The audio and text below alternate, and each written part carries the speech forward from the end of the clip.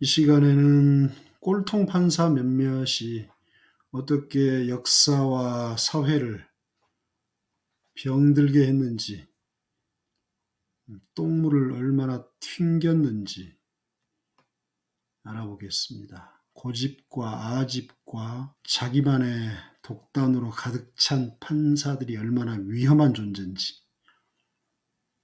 미국 2건, 우리나라 1건, 영국 1건 이렇게 알아볼게요. 자, 먼저 버크 앤 벨 사건입니다. 버크 vs 벨, 둘이 붙은 거죠. 1927년 미국 대법원이 버지니아주에 있던 법, 우생학적 불임법, Eugenical Sterilization Act라는 법인데요. 이 법을 합헌으로 인정했습니다. 이게 뭐냐 하면 우생학적 불임법이라는 게 정신적으로 부적격하다, 정신적으로 핸디캡이 있는 사람들이 있잖아요. 주변에 어떤 유전적인 이유 때문에. 그런 여성들은 강제란 말이 있으니까 강제 불임 시술을 해버린 거죠. 그래서 그때 이제 캐리 벅이라는 친구가 있었는데 정신박약 판정을 받았어요. 그 이유 때문에 이제 강제 불임 시술을 당했겠죠. 그래서 법적으로 다투었는데 주 대법원까지 가서 다 지고 마지막 연방 대법원 가거든요. 거기서 근데 연방 대법원 대법관 9명 가운데 8명이 이건 합헌이야 라고 때려버립니다. 8대1로. 그래서 그 유명한 말을 합니다. 올리버 웬델 홈스라는 대법관이 Three generations of imbeciles are enough. imbeciles 좀 어려운 단어인데 바보 멍청이들 이런 뜻입니다. 그러니까 열성인자로 똘똘 뭉침. 이게 무슨 말이냐면 세 세대, 할아버지 때, 부모님 때, 자식 때, 세 세대에 걸쳐서 정신박약이면 애들은 볼 것도 없다. 애들은 사람이 아니다. 마음대로 해도 된다. 이런 뜻이잖아요.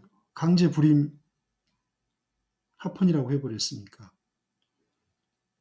근데 이제 이 판결로 미국 전역에 한 6만 명 정도의 여성들이 강제 불임 피해를 당합니다. 그리고 더는 아니겠지만 또 얼마나 악독한 일이 벌어졌느냐. 나치 독일이 이 정책을, 이 판결을 그대로 가져가서 나치 독일의 우생학 정책에 이걸 써먹습니다. 미국에서 가져간 거예요. 히틀러가 만들어낸 게 아니라. 더 놀라운 건 이 판결이, 연방대법원 판결이 재심이라든지 어떤 적절한 절차를 통해서 바뀌지가 않았어요. 뒤집히지 않았어요. 아직 그 판결이 대법원에 판례로 남아있어요. 얼마나 기가 막힌 일입니까? 그 노인네들, 법비들, 법귀들, 법으로 장난치는 3, 40년 판사 해먹고 이 8명이 미국 여성 6만 명, 나치 독일이 얼마나 많은 생체 실험을 하게 했습니까? 다음은 우리나라 사건입니다. 다 잊어버렸을지 모르겠는데요. 문재인 정부 때 벌어진 일입니다. 양승태라는 대법원장이 있었습니다. 김명수 대법원장 전 대법원장입니다. 이 양반이 TV 고발 프로그램에도 나왔는데 이 양반이 대법원장 할 때 얼마나 더럽게 놀았냐면 여성 판사들이 서로 진짜 지저분해서 볼 수가 없어요. 예. 왜? 자기들 생사여탈권을 쥐고 있으니까. 근데 이 양승태라는 대법원장하고 박병대, 고영한이라는 대법관이 재판을 정치적 거래 수단으로 이용했다 혐의 받았죠. 하나. 그다음에 또 하나, 일제강제징용 피해자 소송을 일부러 지연시켜가지고 일본 정부, 일본 기업, 전범 기업 배상해줘야 되는, 여기에 유리한 결과를 도모한 것 아닌가 하고, 또 하나, 자기들 말 안 듣는 젊은 개혁적인 판사들을 블랙리스트 만들어가지고 안 좋은 곳에 보내고 했다. 이 세 가지 정도 의혹으로 구속됐어요. 2019년에. 근데 24년에 작년 1월에 전부 다 무죄 받고 풀려났습니다. 지난달 25년 2월 지난달부터 2심이 뭐 지금 하는 소식을 제가 들었는데요. 간단합니다. 대법원 산하에 법원 행정처라고 있습니다. 여기 처장은 지금은 천대엽이라는 그 대법관이 하고 있는데요. 이분은 뭐 나름대로 공정해 보입디다. 국회에 나와서 하는 거 보니까. 근데 이제 법원 행정처가 하는 일이 뭐냐면 우리나라의 판사가 3,000명이 좀 넘는데 이 3,000명을 관리를 해요. 어떻게 관리를 하냐? 인사, 발령하죠. 승진도 시키고. 뭐 판검사 공무원들은 그게 끝이죠. 승진이. 거기에 목매는 거예요. 좋은데 재경이라고 해요. 재경. 서울 인근에 들어와야 되고 지방으로 안 가야 되고 그 다음에 뭐 무슨 허접한 부서에 배치 안 돼야 되고 이걸 전부 다 법원 행정처에서 해요. 그러니까 그 법원 행정처를 통해서 법원 행정처는 대법관 처장이고 대법원장이 대빵이니까 말을 안 들을 수가 없겠죠. 그러니까 재판 거래했다는 거 아닙니까? 그런 의혹이 있다는 거잖아요. 이 재판 이렇게 해줘, 판결해줘. 말 안 들어? 그래? 너 블랙리스트 올라가. 그런 혐의를 받았습니다. 근데 1심에서 다 무죄예요. 팔이 안으로 굽고 가재는 개편이고 끼리끼리 노는 거죠. 검사들만 탓할 게 아닙니다. 특수부 검사들만 자기들끼리 끼리끼리 놀고 윤석열을 봐서 우리가 질려버렸잖아요. 판사들도 그놈이 그놈입니다. 사법 카르텔, 사법부 바꿔야 돼요. 선출도 안 된 권력을 가진 놈들이 마음대로 국민들을 주무르죠. 세 번째, 로우 vs 웨이드 판결을 22년 미국 대법원이 뒤집습니다. 로우 대 웨이드 판결은 1973년에 확립된 판결인데요.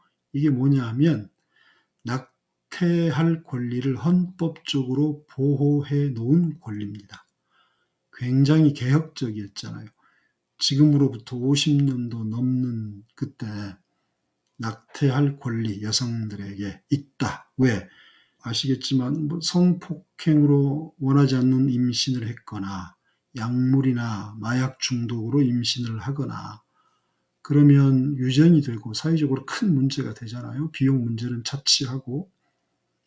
그래서 이제 낙태를 헌법적으로 보호했단 말입니다. 근데 이거를 22년에 대법원이 뒤집어 버립니다. 그때 대법원 구성 대법관들이 이제 좀 보수적인 사람들이 많아가지고 50년 만에 다시 50년 전으로 돌려놔 버렸죠. 그러니까 이제 그러면서 어떻게 했느냐? 각 주에 맡겨버립니다.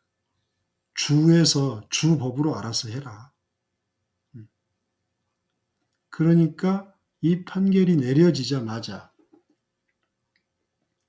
공화당이 주지사인 보수적인 기독교 원리주의까지는 아니지만 그런 주지사들이 있는 주 13개는 즉시 낙태를 금지합니다. 엘라바마, 아칸소, 켄터키, 루이지애나, 미시시피, 미주리, 오클라호마, 테네시, 텍사스, 아이다호, 사우스다코타, 웨스트 버지니아, 위스콘신 이런 것들입니다.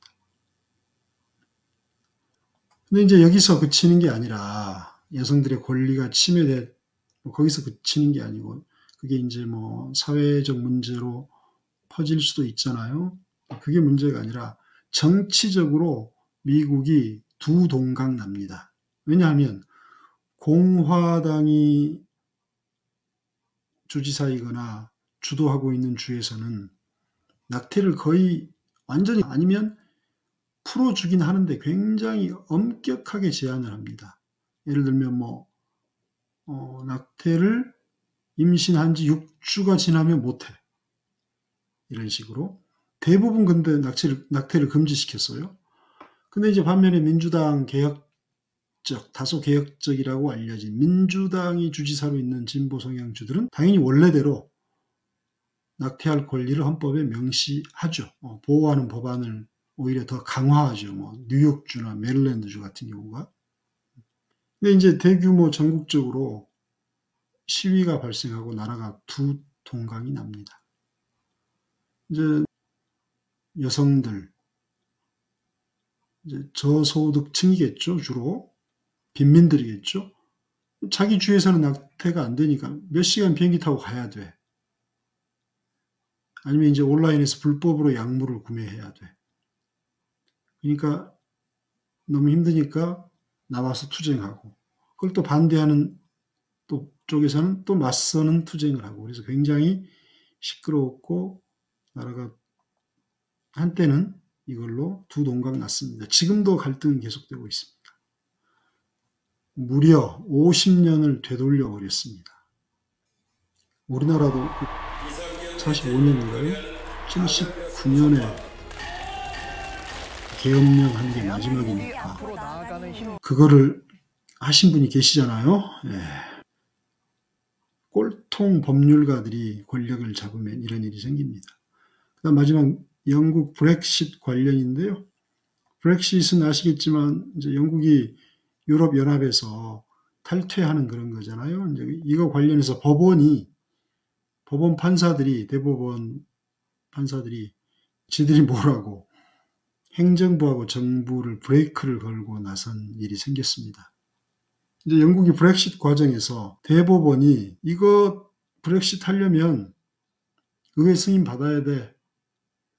너네 정부가 권력 남용하는 거야. 이렇게 사법부가, 의회도 아니고 사법부가 판결을 내려버립니다. 2017년에 밀러 vs. Secretary of State for Exiting the European Union, 그러니까 유럽연합 탈출을 위한, 유럽연합 탈퇴를 위한 국무부 대 밀러 재판에서 뭐라고 판결을 내리냐? 의회 승인 없이는 EU 탈퇴 절차 개시 못해 이래버립니다. 자, EU 탈퇴 국민투표까지 했잖아요, 영국은. 그랬는데 대법원에서 또 제동을 건 거예요. 의회 승인을 받아라. 이거는 정치 행위고 행정부가 할 일인데 의회 승인을 받아라라고 못을 박아요. 누가? 사법부가. 삼권 분립된 나라. 지네들이 민주주의 시초라고 뻐기는 영국에서. 그 다음에 또 한술 더 떠가지고 2년 있다가 2019년에 그때 보리스 존슨이 총리였거든요. 이 양반이 이제 의회 승인을 받아야 되니까 의회를 정회시켜버립니다. 의회를 그러니까 자기가 다수당이니까 보리스 존슨이 이제 보수당 당수니까 총리가 되는 거 아닙니까? 그럼 자기가 안 나가면 정족수가 안 되니까 의회가 안 열려. 일부러 그러니까 의회를 안 연 거예요.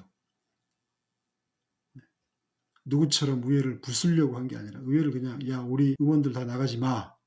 그랬더니 대법원에서 이것도 불법이라고 또 판결을 내립니다.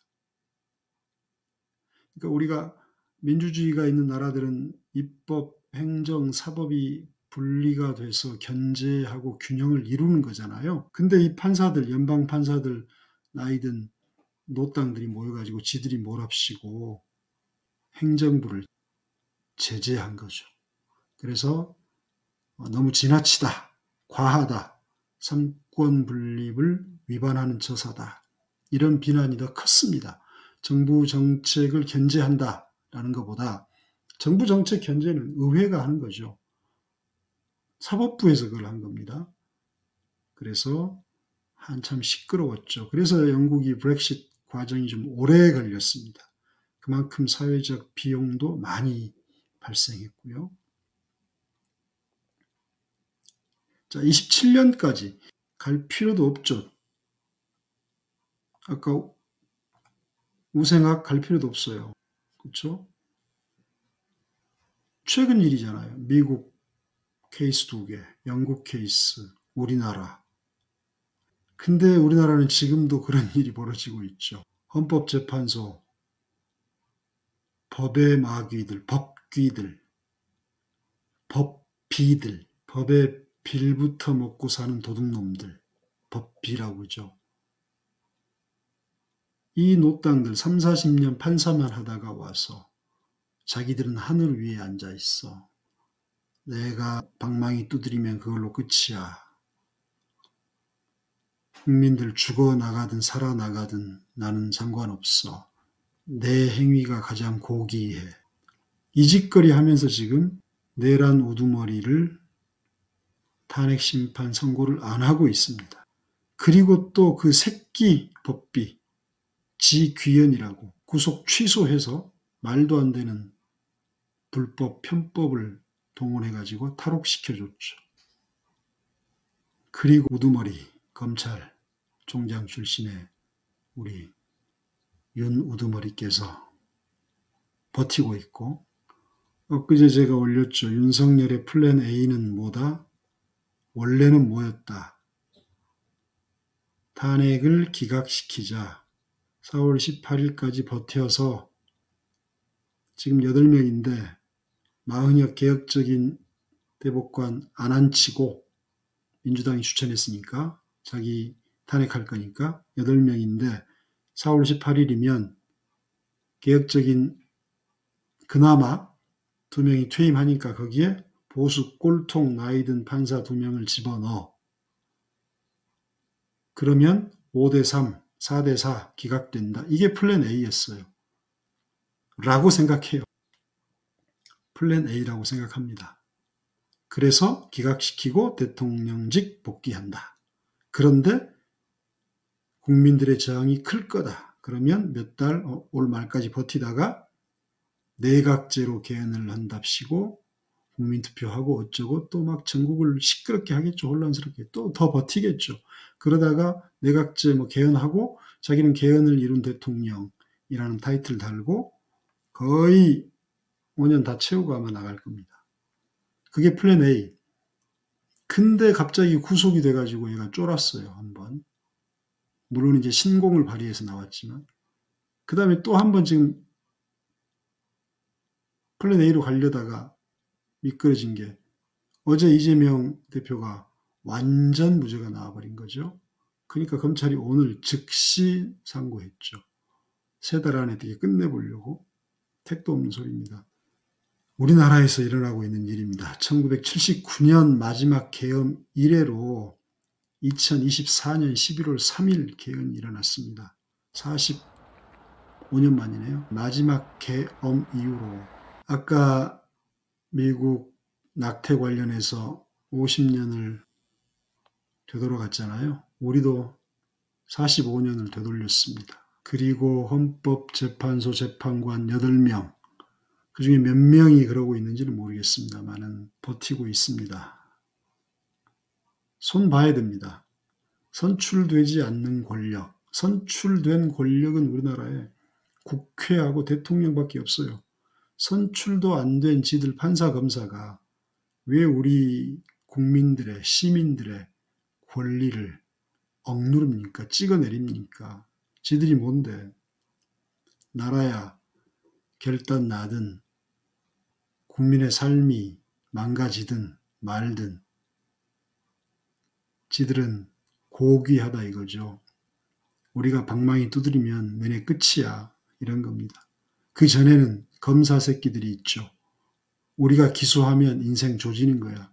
윤석열이가 서울대 강연 가서 그랬잖아요. 후보 때.